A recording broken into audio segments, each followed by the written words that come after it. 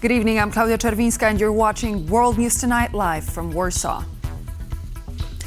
Ukraine is in shock after one of its former speakers of the parliament, Andriy Parubiy, was shot 8 times and killed in broad daylight in the Ukrainian city of Lviv. More on that in just a moment, but first, the latest headlines. Over 1,000 rockets and drones strike Ukrainian cities. EU's Kallas says Russia won't get frozen assets back without paying reparations to Ukraine.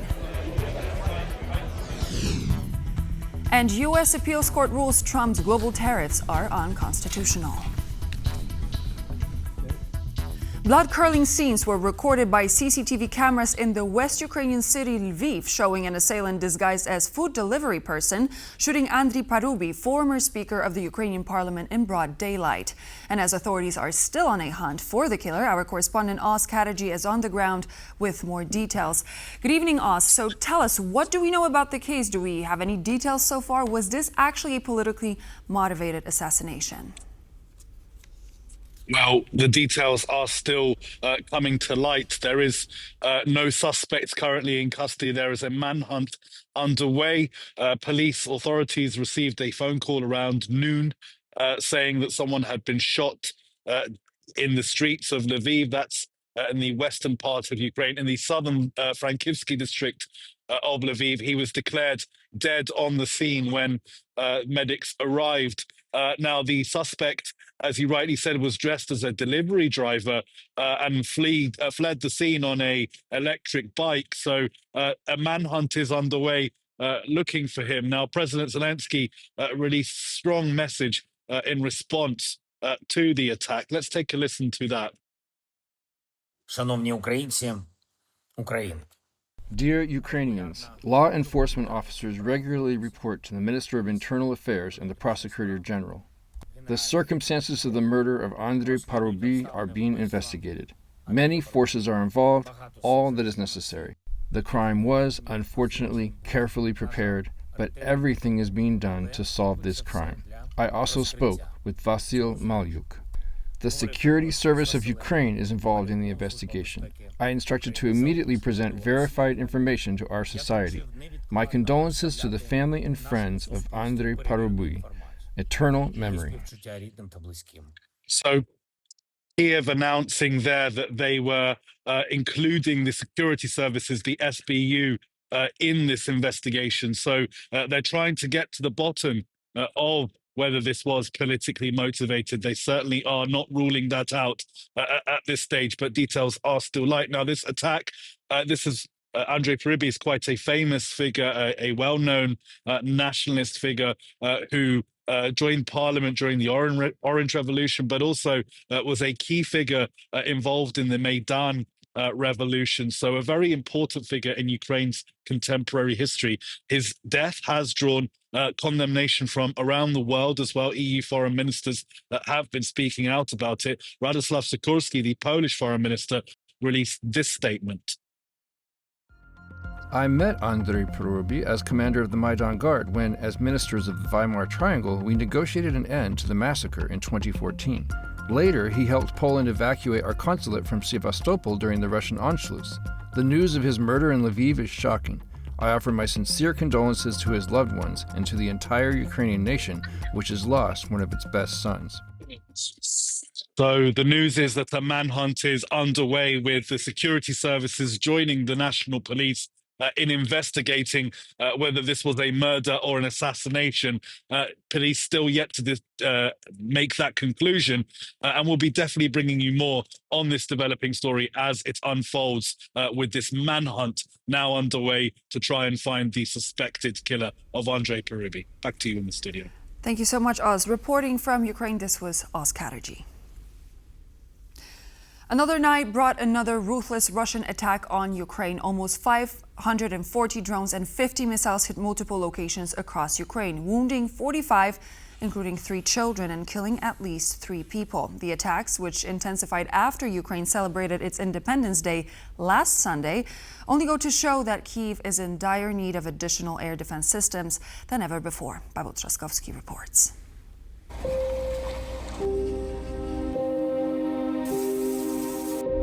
Emergency services are putting out the last fire in what remains of a 5-story residential building.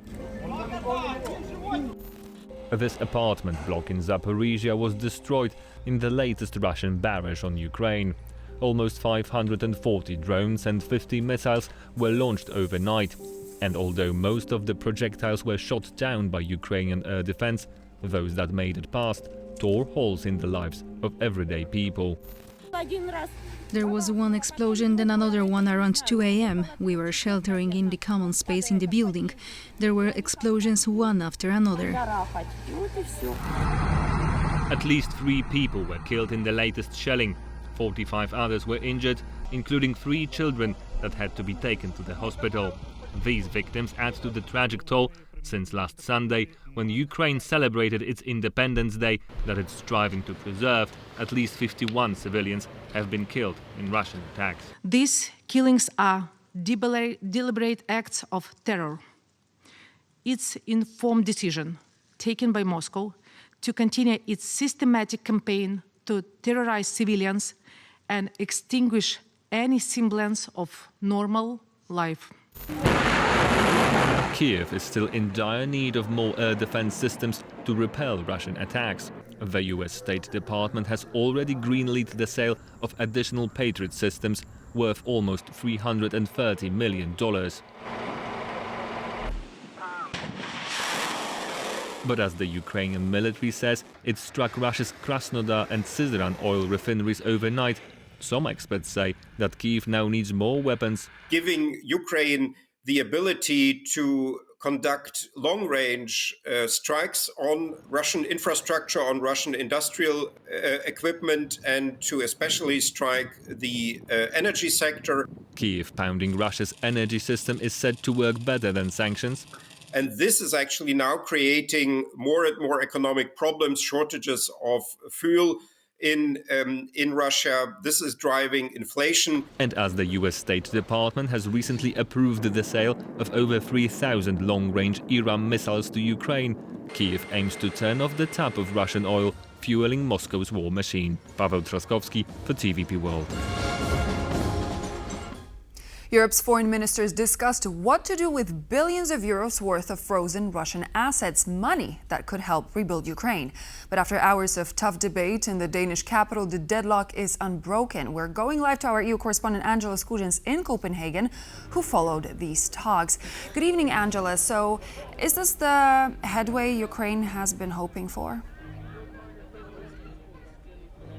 Good evening, Claudia. Unfortunately not. So those foreign ministers, as you rightly point out, met in Copenhagen on Saturday to discuss if it was even on the table as an option. We know that the Ukrainian President Volodymyr Zelensky has been calling for the confiscation of these assets, which are roughly 210 billion euros sitting in Belgium at that financial institution, Euroclear. There are active proponents of mobilizing these assets to Ukraine, to the front lines, as well as the families impacted. But there have been renewed calls for these assets to fund Ukraine's reconstruction costs, which are estimated to be 500 billion euros. Poland's Foreign Minister Radosław Sikorski is a known proponent of mobilizing these assets, but he told reporters on Saturday that he's also behind a new push, which is burden sharing. This means that Belgium, which hosts most of those assets, won't be exposed to any legal risks if the money is mobilized and that it is sued. So TVP World asked the EU High Representative Kaja Kallas, who chaired these talks on Saturday, whether this idea was gaining momentum. This is what she said in response. The member states were voicing that, of course, we are in solidarity with Belgium. So they are not left alone with the risks. So let's work on mitigation of those risks. So, Angela, was it all about frozen Russian assets today, or did ministers actually tackle other issues as well? Yes, Claudia, they also talked about sanctions. So the 19th sanctions package against Russia, this is being formalised. We heard a proposal from Kaja Kallas speaking on behalf of the European Commission. That's the EU executive. She outlined the contours of what this sanctions package could be. It could include secondary sanctions as well as tariffs slapped on Russian goods inbound into the EU market, as well as more focused targeting of Russia's shadow fleet. These are vessels circumventing EU surveillance, bringing in energy profits to the Kremlin, which is propping up that invasion in Ukraine. They're one of the most vocal proponents of tough sanctions was the Danish Foreign Minister Lars Løkke Rasmussen. He spoke to reporters at that press conference, but really reiterated that if this sanctions package is to have the teeth that everyone wants it to, it needs buy-in, particularly from Washington. This is what he had to say regarding this matter. We need to bring Ukraine in a position of strength, and therefore we need to increase pressure together through harder sanctions.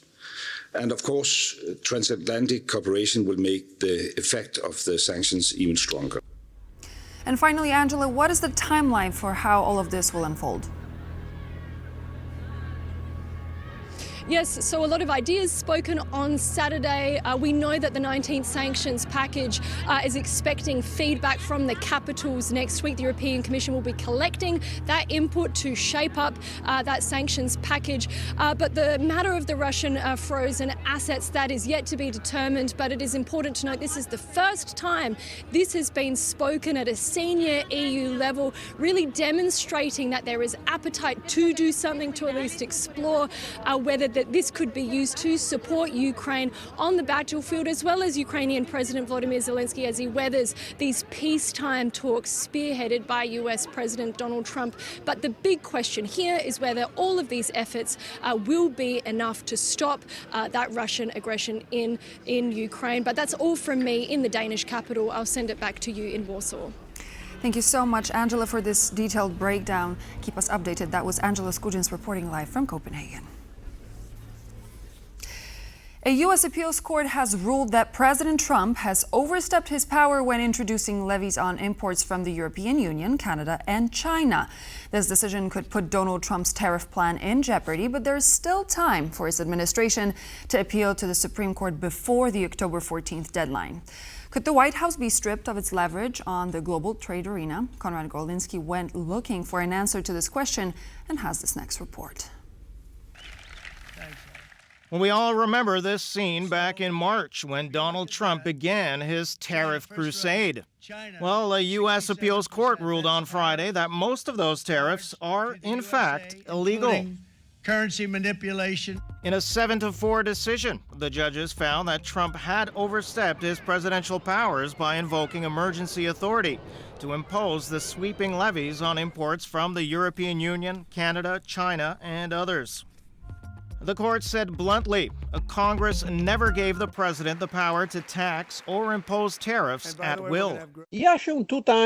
I completely agree with the ruling of the U.S. Federal Courts of Appeal. Or perhaps I should say that I agree with them and that they confirm the theory I've been saying for years, that customs duties are taxes. And now the question arises whether the president can impose taxes. The ruling leaves Trump's tariff strategy in jeopardy, though for now, the measures will stay in place until October 14th, giving the White House time to appeal to the Supreme Court. And that appeal will surely come. All tariffs are still in effect. Today, a highly partisan appeals court incorrectly said that our tariffs should be removed, but they know the United States of America will win in the end. His administration insists that the levies are vital for national security and vows to fight in court. At the beginning of 2024, Joe Biden imposed tariffs and there was no problem at all. The problem, however, is that Trump imposed taxes. So this means that we are not dealing with a legal or economic problem, only with a political problem, really. The case does not deal with sectoral tariffs, however, such as those on steel and cars, which were based on different trade laws. So, for the CEE region and Germany, a possible Trump loss wouldn't change very much. Now, the timing of the verdict is also sensitive. It comes as world leaders gather in Tianjin for a summit of the Shanghai Cooperation Organization, which starts Sunday. Guests will include Russian President Vladimir Putin and Indian Prime Minister Narendra Modi, who arrived early Saturday. India is the latest victim of Trump's tariff bonanza, as its rates doubled to 50% just this Wednesday. But the reason here was strictly political. In this way, Trump punished India for its economic cooperation with Russia. And the effect of this decision is already visible. Narendra Modi assured Volodymyr Zelensky of his readiness to help end the war with Russia. The two leaders also consulted on a common position before the Shanghai summit. Now, looking ahead to October, despite the fact that the Republicans do have a majority in the Supreme Court, a Trump victory is anything but a done deal. So I'm not entirely convinced that the Supreme Court, dominated by judges appointed by Republican presidents, will rule in Trump's favor. For TVP World, I'm Konrad Gorlinski. For a brief moment every year, the Polish capital fills with the spirit of days past in celebration of the Zinger's Festival, a commemoration of Jewish culture both old and new. The festival's 22nd edition showcases writers, crafts, and especially music such as klezmer. Our correspondent Randy Potts took part in the event and brings us magical sounds and images from the very heart of Warsaw.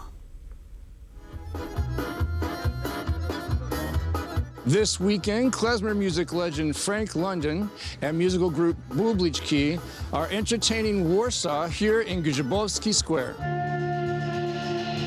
Frank London, a world-renowned klezmer trumpeter from New York City, is one of the best-known performers in this year's festival. I'm here for the Singer Festival. I'm playing the trumpet. And I'm a guest with a lot of Polish bands, which is really exciting. I'm playing with Bubliczki tonight. Yeah, can you talk about Bubliczki? Yeah, Bubliczki is great. They're part of this kind of international thing, which is, it's Balkan, it's Jewish, it's klezmer, it's funky, it's exciting, it's kind of a pan-ethnic party band. The other night I played with Milo and his ensemble. Very different. Ladino, Sephardic, meditative, very beautiful, spiritual. So I'm kind of getting the yin and the yang of this festival. Bubliczki, a Polish folk band with Kashubian roots, is led by accordion player and vocalist Mateusz Czarnowski. This is going to be a huge party. Mixture of Polish klezmer, some Balkan style, and we are very glad to be here, very thankful for invitation for this very important festival on the Polish map of festivals. And it's a very special concert tonight because we play with Frank London, who will play as a guest. It's honored for us because we know his history and that he's a very important person in that klezmer world. The Singers Warsaw Festival, named for Nobel laureate Isaac Bashevis Singer as a tribute to Jewish culture in Warsaw, is in its 22nd festival year after starting in 2004. We just arrived this afternoon from Krakow. So we are originally from Nashville, Tennessee, and we have been traveling in Eastern Europe.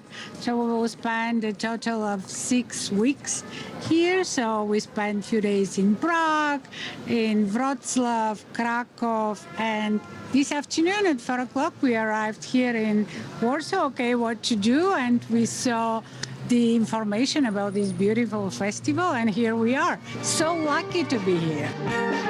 This weekend will see the last headline events for the Singers Warsaw Festival, but smaller events will take place every day until September 7th. For TVP World, this is Randy Potts. As the EU's foreign ministers met to discuss issues related to the war in Ukraine, focusing on the question of the frozen Russian assets, Moscow launched another major attack on Ukraine overnight. Are peaceful negotiations just a distant hope or a wish unfulfilled? Mikola Ryabczuk, Senior Research Fellow at the Institute of Political and Ethnic Studies at the Academy of Sciences of Ukraine, joins me on World News Tonight to address these questions. Thank you so much for joining me in the studio. It's a real pleasure. So, as of now, we know that Russia had another major attack when it comes to Ukraine. 540 drones, 50 missiles, 45 wounded, including children, and at least 3 people killed. And this is not the first such major attack. Why do you think Russia decided to amp up their attacks on Ukraine, especially after the Independence Day? Is this just a whim, or is this a part of Russia's calculated plan? Well, I believe they feel Trump's reluctance on this issue, reluctance to introduce any serious sanctions. He threatens all the time, but he does nothing. And they perceive this as encouragement to further attacks, to further invasion. And they're not going to stop. It's very naive to believe that any negotiations would result in some, peace settlement. They declare their primary goal from the very beginning, to eliminate Ukraine from the map as a nation, as a state. So it's just genocidal attempt, and they're not going to stop. They can be stopped, but by force. But so far there is no force. Ukraine doesn't have enough force, and America is not going to help seriously. Mm-hmm. So when you say force, what do you mean, especially in relation to Mr. Trump? Well, of course, Ukraine relies. Ukraine needs, first of all, more weapon. Ukraine needs permission to strike deep into Russian territory, because you cannot win the war while only defending it. And we've seen that there's after the Druzhba pipeline was hit, there's been a lot of discussion on whether or not there was a diplomatic spat.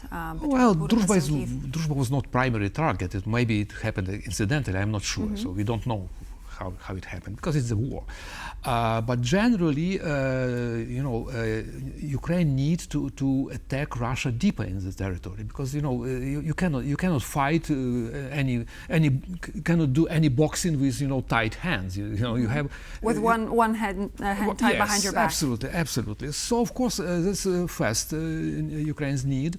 And second, of course, the sanctions should be introduced more seriously. Harder sanctions, heavier. Russia is not so economically strong, and I believe it's very weakened. So it's a very good point now to tighten the screws. And also sanctions, even existing sanctions, are not strictly enforced. They are not controlled. So also they also require more strict enforcement. I would like to jump in one of the most recent news of the day, something we headlined our news show today. Andriy Parubiy, a senior Ukrainian politician who served as the parliament speaker, has been shot dead in Lviv in western Ukraine. What's your opinion on this assassination, and could this be a potentially politically motivated attack by Russia? Most likely, because we are in war with Russia, and there are a lot of assassinations carried out by Russian agents. So it cannot be excluded. Probably the most likely. But why now? Well, they do this all the time. Just it happens. They had a chance. But all the time they try to assassinate some either top officers of Ukrainian armed forces or intelligence, or Parubiy, who was a prominent politician. Actually, he had the Ukrainian parliament for some time, and he kind of symbolic figure. So I believe it's intimidation, but also propaganda that we can reach. It was message we can reach you everywhere. So for me, it's a quite symbolical killing. So I asked about why now, but why him? Well, because he was one of the most prominent politicians in Ukraine at the time, since Euromaidan. He played a role. In his youth, he belonged to some, far-right organization. He evolved into a more moderate position, but he still is in Russia. He is still demonized, as a far-right figure, even though he was not already. So there are many reasons for this, I believe. Timing is probably accidental. They just, found opportunities. They found some weak space, weak moment. Assassinated him. They could kill anybody else. They do this actually. We have daily killings. So do you think that from now on we're going to see more Ukrainian politicians having their life in danger? Well, all the time there were many. Reportedly, there were many assassination attempts at Zelensky. So they were prevented, luckily. But generally, it's quite normal. It's not business as usual with Russia. It's not exception. No, absolutely. They do this abroad. We know how many opponents of Putin's regime were assassinated abroad, in England, in Germany, elsewhere. So, and it's not so difficult to do this in Ukraine, where there were a lot of agents since before the war engaged. So little surprise. I would like to jump to another subject because Ukrainian President Volodymyr Zelensky allowed the 18 to 22-year-old men to cross Ukraine's borders. Why do you think that the president made that decision to allow young men within that particular age group to leave, who could soon be actually, perhaps, drafted into the army when the country is at war? I believe that it was a kind of signal that that we are not like a police state. You can travel abroad. These people are not yet mobilized, conscripted to the army. And the hope is that they will be able, some of them will be able to go for study abroad, and many, maybe not most of them, but many of them will come back. So I believe it's a quite, it's controversial issue, of course. It's debated in Ukraine, discussed. But probably we hope that it would pay off, that, because anyway, this group is not conscripted yet. So. So are we to see some conscription changes when it comes to the age group? Do you think that Volodymyr Zelensky is actually going to make some substantial changes in that department? No, but they consider much stronger punishment for illegal border crossing, because so far it was just administrative punishment, which is people paid some very modest fine. And no persecution for this, even though it's a crime, especially during the war. So now they consider some changes to the law which would criminalize this, attempts at illegal border crossing. So they try to balance this, softening of the regime and at the same time hardening of the regime. One of our correspondents who is currently in Copenhagen, Angela Skujins, she brought us information very extensively on the 19th sanctions package. We also know that multiple sanctions were discussed, secondary sanctions, tariffs on Russian products, more efforts against the shadow fleets, especially in the Baltic. Member states actually asked for proposals next week. They were asked for proposals of the sanctions that they would see fit when it comes to Russia. What measures do you think we're going to see suggested by those member states, and what would actually have to happen to push Russia to the edge where they will finally sit by the negotiating table? Well, half of Russian budget comes from energy exports, gas and oil. So if we succeed, if international community succeeds in stopping this export, of course, it requires some efforts, it requires some coordination, it requires some solidarity, because many people don't understand that, it's this purchasing of Russian gas and oil is financing Russian war machine. India or China, who buys a lot of Russian energy, they de facto finance all this bombing of Ukraine, of killing of Ukrainian civilians. But they try to separate these issues, like to pretend that it has nothing in common. It has. So, of course, I believe that these measures can be very efficient if they are properly introduced. We have actually experience of the Soviet Union, which was basically brought to collapse by sanctions, actually, by Reagan. Reagan was really a serious politician, and he understood Soviet weakness, and he managed to decrease international global oil prices to the levels that Soviet Union was not able to finance its own country anymore. So it was kind of success, which can be repeated if, of course, if we have serious politicians in the West, primarily in America. A lot depends on the American government. Just before we go, we know that within EU, Poland and the Baltic states were in favor of a full confiscation of frozen Russian assets. We know the majority of these are stored in Belgium. We've heard from Belgium, Germany and France that had some legal reservations, and we've been hearing about the frozen assets for a very long time. Why are these countries particularly afraid of actually reaching out for these frozen Russian assets when this discussion has been going on for such a long time? Yeah, it's a bit ridiculous that some governments care so much about legality of this decision vis-a-vis a state which violates all legal norms, But nonetheless, they try to behave legally against, this rogue state. I understand this reluctance as a hopes to reestablish so-called normal relations with Russia again. So many of them, like Mr. Trump, look forward and expect to settle these issues, that everything would be fine and we would pursue business as usual. And they, of course, they don't want to spoil too much relations with Russia. But of course, Russia destroyed a lot in Ukraine, and of course, it should pay for. I'm not expert in law.